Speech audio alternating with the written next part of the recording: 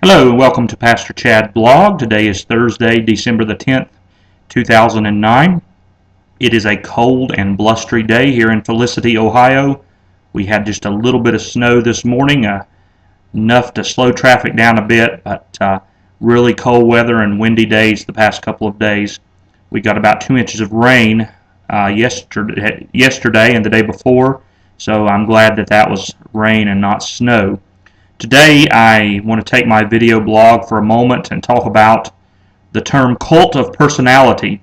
This is a term that I have heard and seen used in many different contexts. Today, with all of the news magazines and 24-hour cable networks, all of the tabloids, we really do live in a culture that's obsessed with personalities. Personalities like Tiger Woods that the media has spent so much time over the past few days, and as soon as Tiger's time is done, we'll move on to somebody else.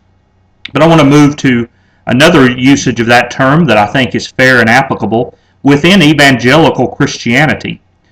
Friends, within evangelical Bible-believing Christianity, even within Southern Baptist life, that which I am most familiar with, we have created a cult of personalities around a small number of big, flashy preachers, and most of those preachers have absolutely bought into it 100%.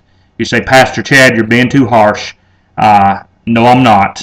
With all my conviction, having spent enough time in Southern Baptist life, I can tell you without hesitation, not all, certainly there are exceptions, but the majority of those big-name personalities are some of the most arrogant, some of the most absolutely clueless people I've ever seen. I say that without hesitation. You see, this was illustrated to me several years ago in a very, very broad and clear way, and I've had to come to work with this because years ago I thought I was supposed to be like that. I thought, man, I'm here in this little church in Felicity, Ohio, and we don't have much money, we don't have a nice fancy building, we don't have television programs and all these things.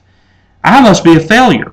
And the majority of the culture we've created in evangelical Christianity feeds right in and says, yes, you are a failure because you don't. Might not say that right out, but in every other way, it does.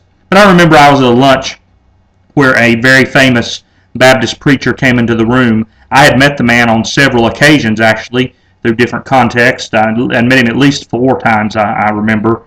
And I was eating at a lunch table, and everybody said, well, there is so-and-so, this very famous preacher in Southern Baptist life, and they all jumped up to meet him, and one of the guys there grabbed my shoulder and said, aren't you coming to meet him? I said, no, I've met him before, and I have no desire to meet him. I'm really not that crazy about him, to be honest with you.